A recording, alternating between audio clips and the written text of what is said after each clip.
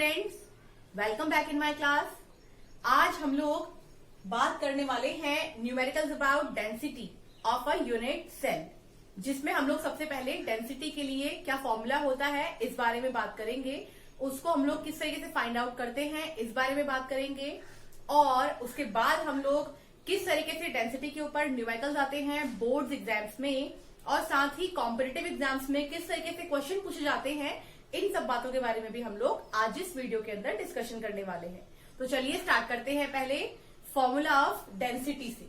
हम लोगों को पता है कि जनरली डेंसिटी का फॉर्मूला होता है मास अपॉन वॉल्यूम। ये एक जनरल फॉर्मूला होता है डेंसिटी के लिए, लेकिन हम लोग यहाँ पर बात करने वाले हैं एक यूनिट सेल के बारे में जिसके अंदर 8 एटम होते हैं। हर एक एटम अपना एक मास लिए हुए है और अपना एक वॉल्यूम लिए हुए है। तो हम लोग क्या करेंगे, पहले इंडिविजुअली एक एटम के लिए मास एंड वॉल्यूम निकालते हैं, देन उसको फॉर्मूले के अंदर पुट करते हैं। तो हम लोग कह सकते हैं यहां हम लोग निकाल रहे हैं डेंसिटी ऑफ यूनिट सेल। एक एक एटम मिलके ये पूरा यूनिट सेल बनाएगा, तो हम लोग यहां से डेंसिटी ऑफ यूनिट सेल निकालने वाले हैं। तो density of unit cell is equals to mass of unit cell divide by volume of unit cell। यानी कि हर एक एटम का जितना मास है उसको इंक्लूड करेंगे, हर एक एटम का जितना वॉल्यूम है उसको इंक्लूड करेंगे, उसकी हेल्प से हम लोग डेंसिटी को फाइंड आउट करेंगे। अब यहाँ पर बात आती है कि मास ऑफ यूनिट सेल किस तरीके से निकालेंगे, क्योंकि यूनिट सेल के अंदर तो 8 एटम है, तो यहाँ हम लोग हेल्प लेते हैं कॉन्ट्रीब्यूशन की। कॉन्ट्रीब्यूशन ऑफ एटम कितना है, तो हम कह सकते हैं mass of unit cell is equal to होता है कॉन्ट्रीब्यूशन, यानी कि Z मतलब रैंक, ये हम लोग लास्ट वीडियो में पढ़ चुके हैं, multiply by mass of atom. यहां पर एटम से मतलब मेरा एक एटम से है, तो यहां से अगर हम लोग निकालना चाहें value mass of unit cell की, तो हमें मास ऑफ एटम चाहिए होगा। इसको निकालने के लिए हम लोग लिखेंगे atomic mass divide by Avogadro number. Avogadro number जो होता है उसको अगर हम लोग डिवाइड कर देते हैं एटॉमिक मास में, तो हमारे पास मास ऑफ यूनिट सेल निकल के आ जाएगा। यहां से हम लोगों ने जो फॉर्मूला निकाला है उसको पुट करेंगे हम लोग डेंसिटी के फॉर्मूले में। डेंसिटी को हम लोग लेके चलते हैं रो। यहां सॉलिड स्टेट चैप्टर में डेंसिटी को हम लोग रो मान के चलेंगे, तो rho is equal to mass of unit cell, यानी कि Z into capital M upon NO multiply by volume of the unit, यानी कि V। अब अगर हम लोगों को इस फॉर्मूले को और ज्यादा इलेबोरेट करना है, तो हमें पता है वॉल्यूम ऑफ यूनिट सेल, क्योंकि यूनिट सेल क्यूब या फिर क्यूबॉइड है, इस समय हम लोग इसको एज अ क्यूब मान के चल रहे हैं। तो जो इसके डायमेंशंस है, यानी कि X, Y एंड Z, इन तीनों को ही हम लोग फिलहाल A मान के चलेंगे, यानी कि इसका लेंथ, इसका ब्रेथ और इसका हाइट तीनों ही A है। अगर ये क्यूबॉइड होता है तो इसको A, B एंड C मान के चलेंगे। लेकिन अगर बात करते हैं वॉल्यूम ऑफ यूनिट सेल की, तो वो इज इक्वल टू होता है लेंथ क्यूब या फिर length into breadth into height. तो हम लोग इसको कर सकते हैं A क्यूब। यहां पर अगर हम लोग वॉल्यूम की वैल्यू को पुट करते हैं, तो हमारा फाइनल फॉर्मूला हमारे पास बन के आता है rho is equal to Z into capital M NO into A cube.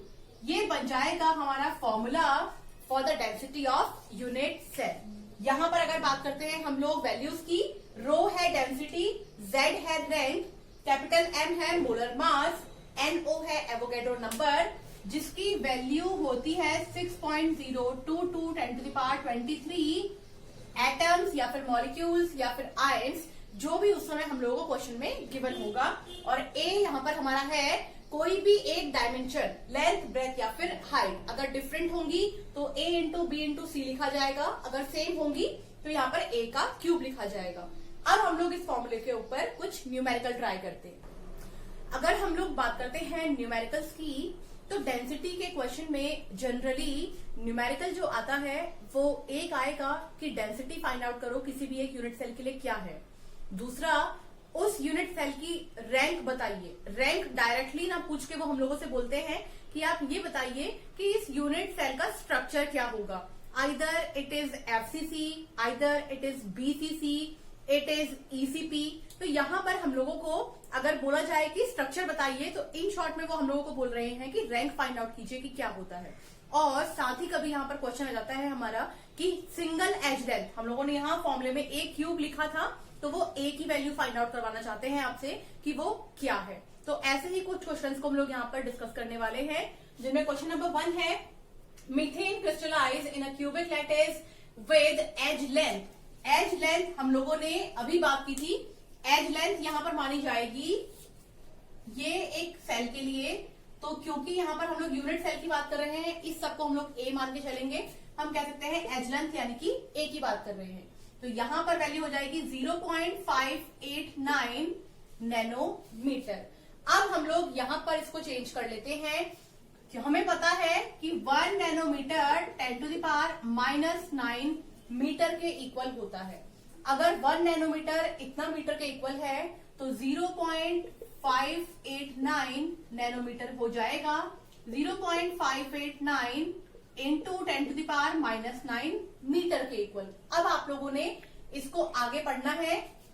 Density of methane is 0.52 gram per centimetre cube. यहाँ आप ध्यान देंगे तो यहाँ पर जो यूनिट दी गई है वो सेंटीमीटर क्यूब में दी गई है। हम लोगों ने इस यूनिट को निकाला है मीटर क्यूब में। यहाँ पर जो सेंटीमीटर क्यूब में वैल्यू दी गई है, हम लोग उसके अकॉर्डिंग चेंज करेंगे हमारी एज लेंथ को। हम लोगों को पता है कि 1 मीटर इक्वल टू होता है 100 सेंटीमीटर के, इसको कह सकते हैं 10⁻² सेंटीमीटर। हम लोग इस मीटर को चेंज करने के लिए यहाँ मल्टीप्लाई कर देंगे 10⁻² सेंटीमीटर से, तो ये पूरी टर्म सेंटीमीटर में कन्वर्ट हो जाएगी। ये बनेगा 0.589 10⁻⁷ सेंटीमीटर। इन क्वेश्चंस के अंदर आप लोगों को यूनिट का ध्यान रखना है, क्योंकि अगर यूनिट सिमिलर नहीं होंगी तो हमारे आंसर में वेरिएशन आ जाएगी। ये हम लोगों ने बात कर ली है ए की डेंसिटी, यानी कि रो की वैल्यू हम लोगों को गिवन की है 0.52 gram per centimetre cube. A value आ गई है, रो वैल्यू हमारे पास आ गई है। Predict the type of cubic unit cell. अगर इन्होंने यहां पर बोला है predict the type of cubic unit cell, in short में ये हम लोगों को बोल रहे हैं कि हमें Z फाइंड आउट करना है कि क्या होगा। हमें पता है फॉर्मूला होता है density equals to Z into capital M upon A cube into NO, यानी कि एवोगैड्रो नंबर। वैल्यू को हम लोग यहाँ पर रखे देख लेते हैं। हम लोग यहाँ पर वैल्यू पुट करेंगे तो ये बनेगा 0.52 is equals to Z into capital M। यहाँ पर अगर हम लोग बात करते हैं मोलर मास ऑफ मीथेन के बारे में, मीथेन का फॉर्मूला होता है CH4, यानी कि 12 + 4 × 1 16 यूनिट। हमारे पास कैपिटल M की वैल्यू हो जाएगी 16 unit divide by A cube. A की वैल्यू हम लोगों को गिवन की है 0.589 10⁻⁷ का क्यूब मल्टीप्लाई बाय वैल्यू रखेंगे एवोगैड्रो नंबर की 6.022 10⁻23। क्योंकि हम लोगों को Z की वैल्यू फाइंड आउट करनी है, हम लोग सारी वैल्यूज को एक तरफ लेके जाएंगे। ये बन जाएगा Z इज इक्वल टू, ये सारी वैल्यू मल्टीप्लाई में जाएंगी 0.52 इंटू 0.589 10⁻⁷ का होल क्यूब 6.022 10⁻23 डिवाइड बाय 60। इस पूरी वैल्यू को सॉल्व करने के बाद Z की वैल्यू हमारे पास यहाँ आएगी 4, यानी कि इस यूनिट सेल के लिए हमारी Z की वैल्यू आई है 4। तो हम लोग यहाँ पर बात कर सकते हैं 4 वैल्यू, यानी कि 4 रैंक हम लोगों ने किस यूनिट सेल के लिए निकाली थी, तो वो होता है FCC। यानी कि हम लोग कह सकते हैं कि मीथेन का जो क्रिस्टल है उसका unit cell FCC face centred cubic unit cell है। ये अगर हम लोग बात करते हैं हमारे नेक्स्ट क्वेश्चन की, तो ये क्वेश्चन है an element crystallise in a structure having FCC unit cell. यानी कि हम लोगों को यहाँ से पता लग गया है रैंक, Z की वैल्यू आने वाली है 4, ये निकाल लिया है हम लोगों ने 4। एज लेंथ हम लोगों को दिया है 200 पिकोमीटर, हमें पता है 1 पिकोमीटर 10⁻⁻12 मीटर के इक्वल होता है। हम लोग इसको चेंज कर लेते हैं सेंटीमीटर में, तो ये हो जाएगा 10⁻⁻10 सेंटीमीटर। यहां से वैल्यू निकालते हैं तो ये बन जाएगी A की वैल्यू 200 इंटू 10⁻⁻10, ये 2 और 10 टू द पावर -10 इसको सॉल्व करते हैं तो ये वैल्यू बन जाएगी 10 टू द पावर 8 हो जाएगा 2 into 10 to the power 8 centimetre. ये निकाल ली है हम लोगों ने value of A, calculate its density.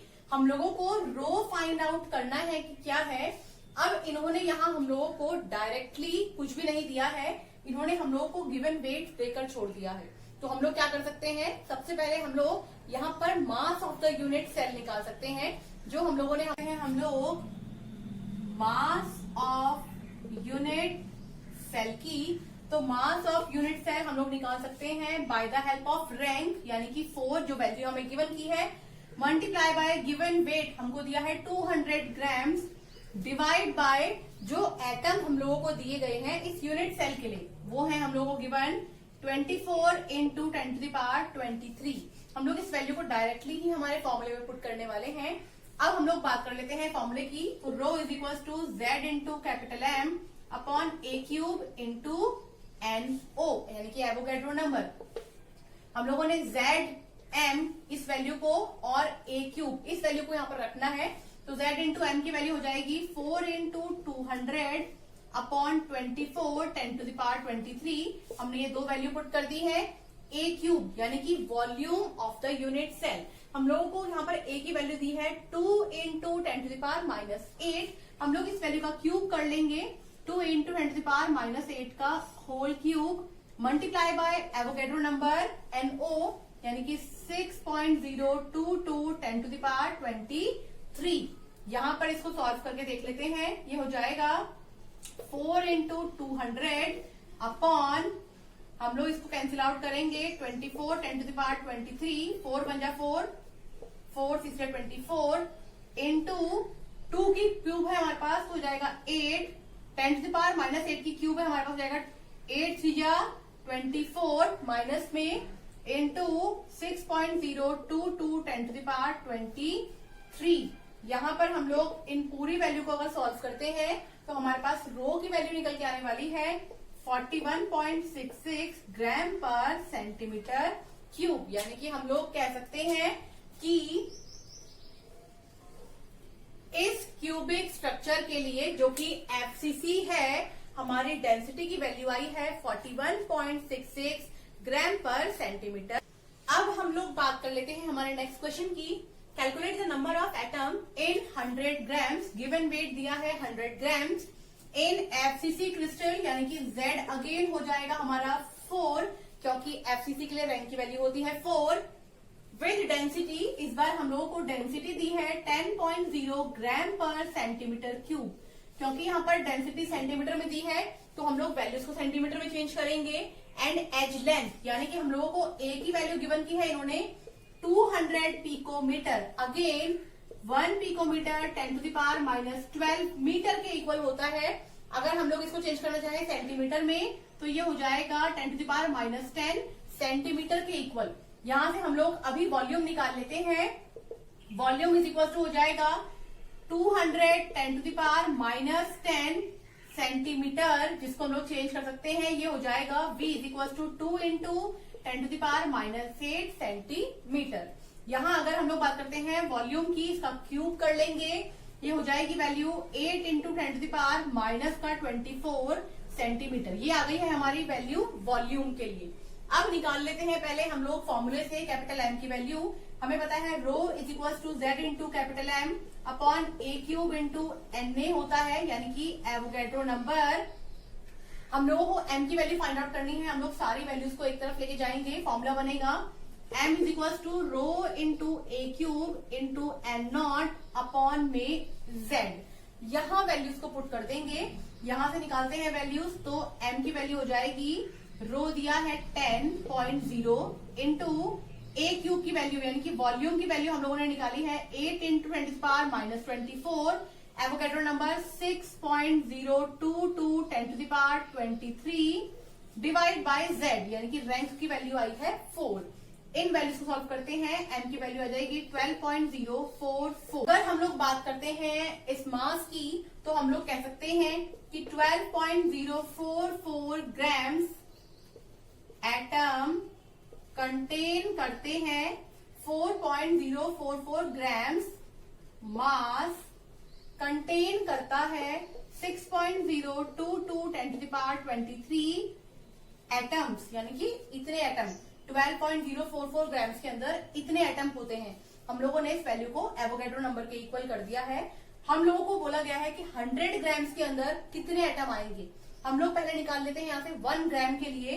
तो 1 ग्राम मास कंटेन करेगा 6.022 10⁻23 डिवाइड बाय दिस वैल्यू, यानी कि 12.044। इसको अगर हम लोग सॉल्व करते हैं 100 ग्राम्स के लिए, तो हम लोगों ने क्या करना है, मल्टीप्लाई कर देना है यहाँ पर 100 ग्राम। अब अगर हम लोग यहाँ पर इन सारी वैल्यूज को सॉल्व करते हैं तो वैल्यू आती है 5 × 10⁻24 एटम्स। तो हम लोग कह सकते हैं कि हमारे 100 gram mass of this unit cell के अंदर 5 × 10⁻24 एटम्स अवेलेबल। हम लोगों ने यहाँ पर डिफरेंट टाइप ऑफ क्वेश्चन को डिस्कस किया था कि किस तरीके से बोर्ड के एग्जाम्स में यहाँ से क्वेश्चन आता है।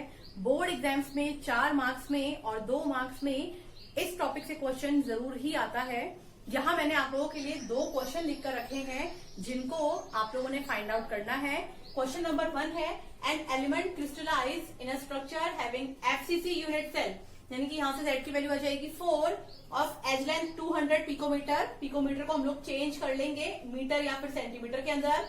कैलकुलेट इट्स डेंसिटी, हम लोगों को रो की वैल्यू फाइंड आउट करनी है। इफ 400 ग्राम्स गिवन वेट दिया है 400 grams of this element contain 48 × 10⁻23 atoms. Capital हम लोगों को m की वैल्यू यहाँ पर फाइंड आउट हो जाएगी, उससे हम लोग यहाँ पर एटम निकाल लेंगे by the help of Avogadro number. ये था first question. Second question, an element of atomic mass. अब की बार हम लोगों को एटॉमिक मास गिवन कर दिया है, FCC अरेंजमेंट है, यानी कि Z की वैल्यू है 4, एज लेंथ दिया है 540 पिकोमीटर। अगेन हम चेंज कर लेंगे मीटर या सेंटीमीटर में। कैलकुलेट करना है एवोगैड्रो नंबर। हम लोगों को पता है एवोगैड्रो नंबर क्या होता है, लेकिन इस क्वेश्चन के अंदर हम लोग अप्रोक्सीमेट एवोगैड्रो नंबर के इक्वल पहुंचने की कोशिश करेंगे। आई होप ये 2 क्वेश्चन के आंसर आप लोग जरूर कर पाएंगे। आज के वीडियो के लिए इतना ही। आगे आने वाले वीडियोस में हम लोग और कुछ इंपॉर्टेंट टॉपिक के बारे में बात करेंगे। Thank you.